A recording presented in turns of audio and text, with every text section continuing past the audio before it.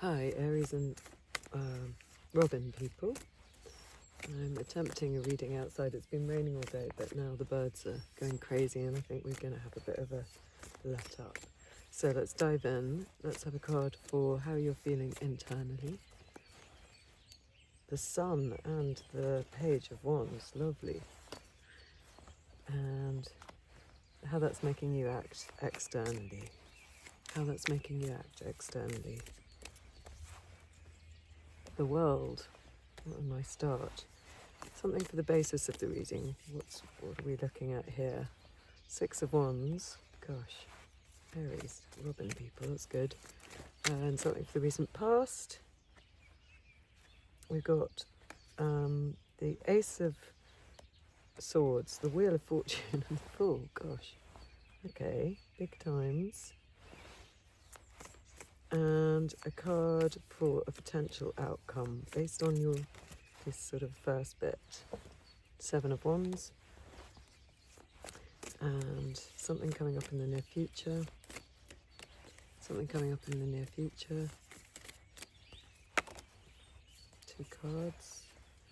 And we've got the Moon and Justice. There's so many majors coming out for you already. This is really interesting. Just check I'm not getting these books wet. Okay. And then something for your attitude. The Lovers, another major.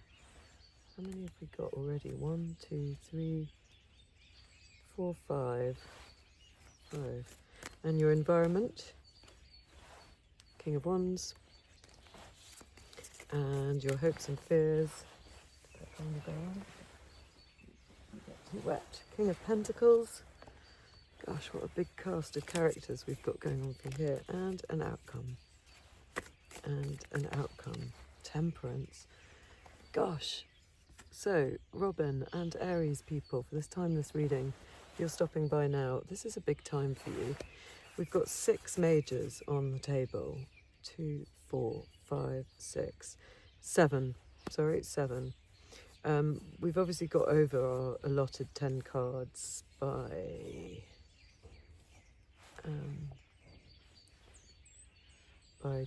3, but still that's hugely skewed in the major. And we've got a fair smattering. We've not got any cups, but we have got the Lovers card. So I think this is about drive and success and recognition, being that this character's in the basis of your reading. I'm just going to jump in so I don't go on for too long. So how you're feeling internally, I need to cover this chap up. You are feeling very youthful and like you're about to start manifesting things in earnest. There's a sort of strong creative drive. The Sun card is looking very geometric to me today. There's something on his nose that I've never noticed before. He looks so happy. It's all about the sun. The kid looks happy on the back of the horse.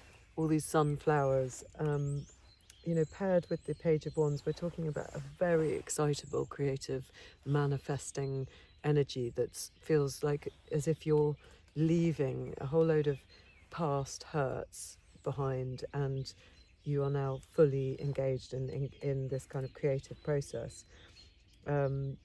I mean, it's so upbeat. It's a lovely internal space to find yourself in. And how that's making you act on the external is that with the World card, you're wanting to put yourself in the centre of your world. There is a sense of combination with the World card, as if you're coming to the end of some process and something new will be starting. And I can see that with this page energy. And in the recent past, we've got the Fool. So I do feel there's a very fresh new start. You know, the World is a combination of a cycle, but it's everything in its right place. Although she looks a little worried to me today, this character. I can't show her to you too much. She's not wearing any clothes. But can you see on her face? Oops. However, you've got the wreath of success around you and it's echoed directly below. So externally, you are really trying to put yourself into the centre of your world and leap into this new phase that's about to start, because we've reached the end of the entire cycle of the major arcanas. And so in the basis of the reading, we've got this lovely Six of Wands. So he's riding back into a village after some sort of campaign. There's lots of people walking alongside his horse, acknowledging his success. Again, the wreath of success that we've just seen in the World card and your external attitude. So I think that you really want acknowledgement. You really feel that you deserve it. And you're kind of, there's a feeling of coming back into town after some sort of ordeal. You've sort of won at something. You're riding away from past hurts in the 19 in the Sun card, and there's a sort of there is a very strong element of rebirth here, but also having sort of gained knowledge that you can share with your community. So maybe this is your new path that you're trying to start. I don't know if you've got a new work project or a new passion in your life. It would suggest strongly that you do, and with these cards I would imagine it's going to be really beautiful energy. In the recent past, we see these three cards. The Ace of Swords, a sort of decisive mental new start, a new idea. The Wheel of Fortune jumping into effect change, and the Fool card indicating a new start, a new cycle, because we've got both the final card and the initiatory card of the Arcana here. So I think you have, you know, it's interesting, in that Sword of Justice is being held above the Wheel of Fortune card as well. So I think you've really raised your incisive intellect, and you've thought of, you've made some clear decisions, and you have now jumped in and changed something about your world, which means that there is this beautiful new start.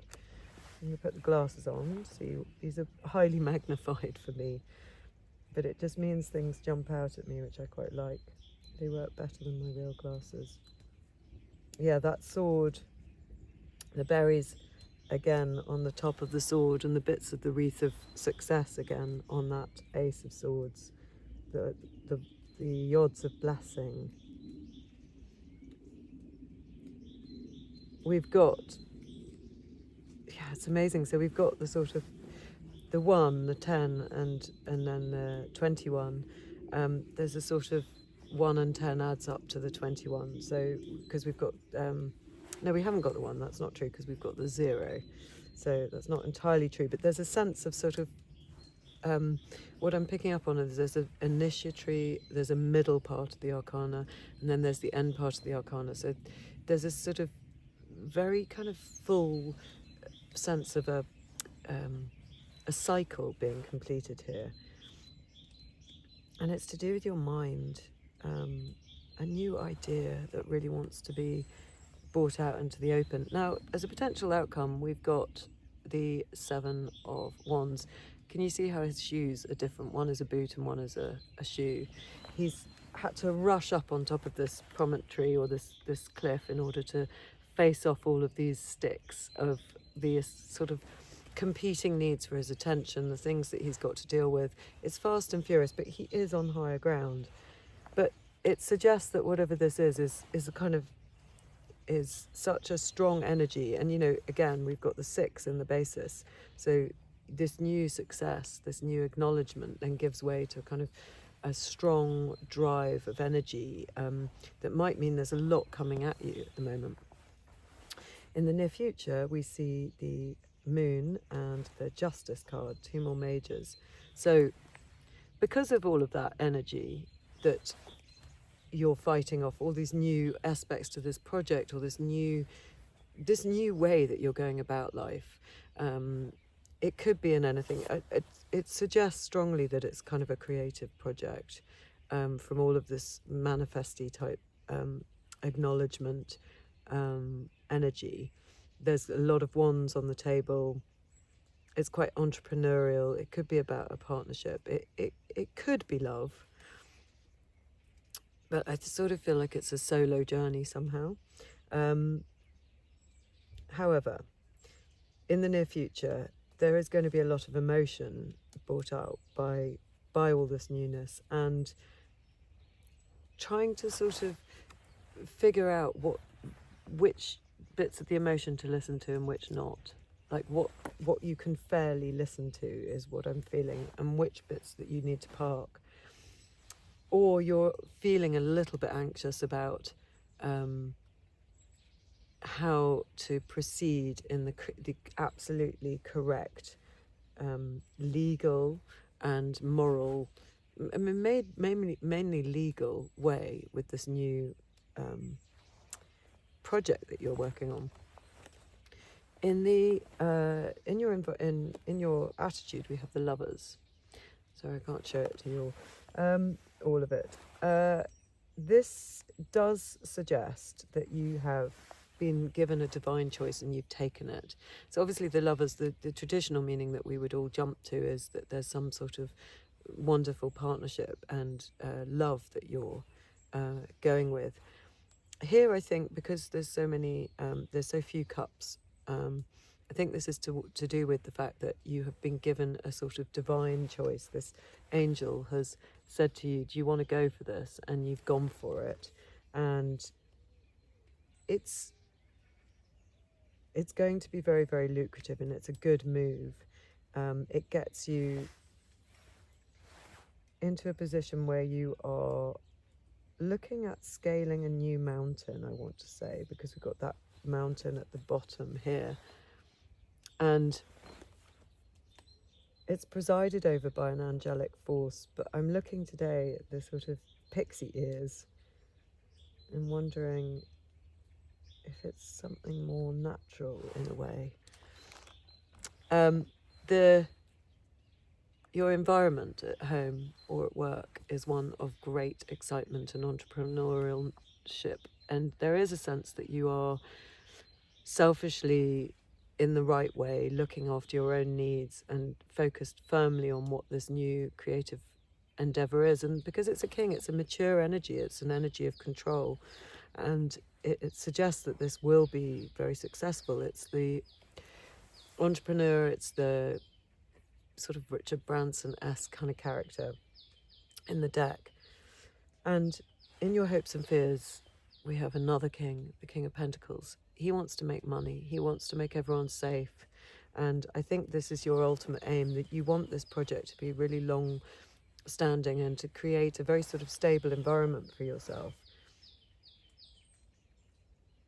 I can see these lovely heads of the cows or the horned oxen, the rams, not the rams, the bulls. And I'm curious about how he looks like he's wearing makeup. But anyway, that's just me. He's armoured, he's ready, but he's very resplendent. He's got his grapes all over his outfit. He is the king of security. He looks after everyone around him. So, and then this is all leading to the Temperance card, the pause and the piece of music. There is a sense in which you might need to now allow all of this to alchemize somewhat. It's such a lot of energy that's been unleashed that there has to be a moment of kind of allowing it all to kind of settle and bring itself to its fruition. This is the card of alchemy. Again, we've got a winged character. It's as if this divine choice that you took in the Lovers is now starting to kind of trickle down and make real difference in your life. So that's absolutely beautiful. Let's cap this. So I've got two decks here. One, they will tend to point out bits of the reading that they want, or it might be useful for you to look at. So the Enchanted Forest deck. 4 cards, too many. 5, 6, too many. Let's have one card, please. There we go. Oh, 2. They're feeling chatty. We've got the Weaver of Challenges and the Weaver of Visions. 2 weavers. Okay. Let's have a look. The Weaver of Challenges So firstly, this this is the I think she's the Queen of Swords. Yeah. Intelligent, sharp, quick-witted, cool, discerning, witty, powerful, very powerful, brilliant, shrewd, attention to detail, self-esteem, discipline. She makes you quest harder, not necessarily from malice, though don't rule that out. More likely it's for your own growth or to prove your worth. She sets a puzzle or a task that requires your wits and intelligence rather than brute force. Like the wall of a magical thorn, she rises to block your way. The White Raven is her closest advisor, offering her the kind of detached objectivity she appreciates. She speaks her mind and provides needed clarity, often saying things others fear to say. She is fearless. If this card does not represent a particular person, it can signify a cynicism about personal relationships, a barrier being raised against you, or a time when uncomfortable truths need to be spoken.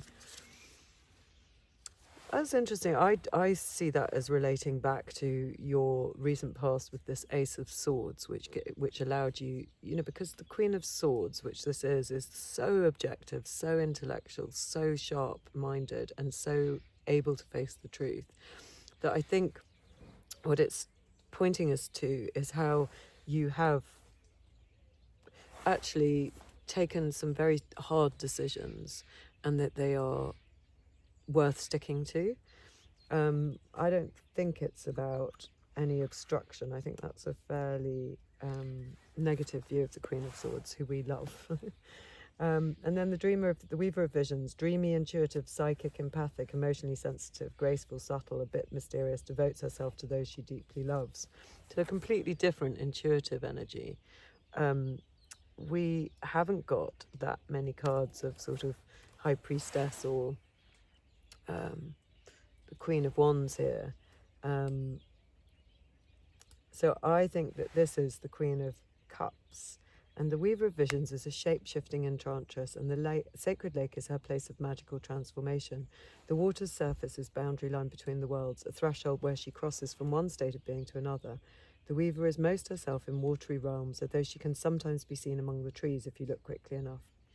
Whether as a woman or as leaping salmon, she acts on instinct, surrendering without question to the yearning of her heart. She's the elusive one, the glimmering girl. She's love at first sight. She's poetry. If this card does not represent a particular person, it can mean a solution that comes through imagination and intuition rather than logic or analysis. Listen to the heart and trust its guidance. So that's fascinating because we've got both logic and analysis and then intuition coming in. So it's kind of asking you to use both. It doesn't want you to rely too heavily on one or the other. And I suppose that there is a hint of that with the Justice and the Moon.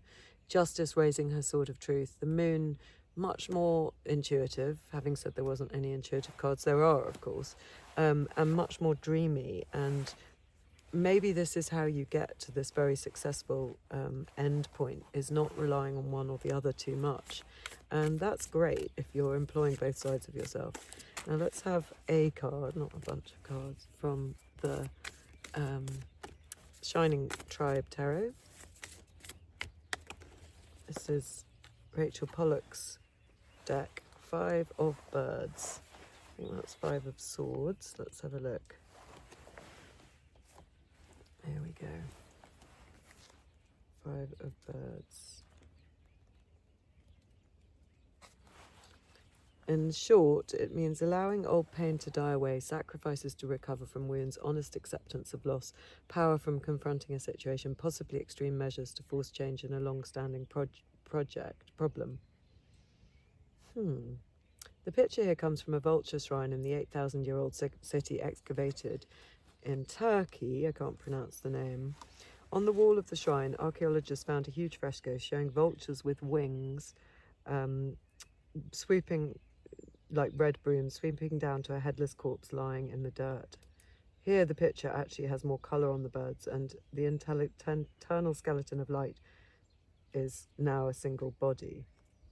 The vulture in the centre has 21 feathers, 1 for each side of the spiral of fortune, 11 on the other side for justice. So we've got both of those cards. We've got the Wheel of Fortune and we've got justice, so that's very interesting. The vulture facing it has 22 feathers, 11 on each. The picture has a double perspective. Many people confronted with this card, turn it around several times, trying to find the correct point of view. We look down from the air at the dead shaman, but we look up at the ground from the ground to the vultures. The image is deliberately disorientating, for it shakes us out of a fixed way of looking at our situation. Are we the cops or the birds about to feast on it? What do we see ourselves in this frightening situation? Or where do we see ourselves in this frightening situation? Western culture has developed an ambivalent attitude to the body. We consider the soul and the mind separate from flesh, and yet we do everything we can to preserve the corpse in the most lifelike manner possible when someone dies. Thus, we find the idea of vultures eating dead flesh a nightmare. Various other cultures deliberately expose bodies to carrion birds. When the birds eat the decaying flesh, the people then take the bones and ceremoniously bury them, the bones symbolizing the part of the life that cannot die, the vultures liberating the true self. Shamans will experience visions in which spirits come and cut them up or boil away their bodies, exposing the bones so that the spirits change to crystal or fill with light. In the picture, we see the body of light shining through the dead body that surrounds it. Light spreads out from the head, signifying understanding and self-knowledge. When the vultures take away the ordinary consciousness, the inner power will emerge. In many tarot decks, the Five of Swords shows an image of ruin, defeat, or humiliation. But the Five of Swords does not deny these experiences, but takes us beyond them. If we feel violated by some situation, we can offer the pain as a sacrifice to our own power and let the process of healing to take away what has died in order to release the inner body of light. It's a difficult card, but it can be very useful. It can call us to take extreme action in order to liberate ourselves from a bad situation. I'm slightly confused with that. I have to be honest, because your cards are not bad cards, and the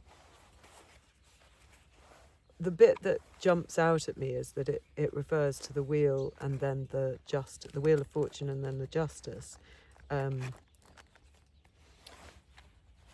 Is it sort of asking you to focus on the next part of your experience in the next few weeks, days, where you have to balance your intuition and your intellect, which is what I think that is what's happening, because we got the two queens, the intellectual queen and the intuitive queen.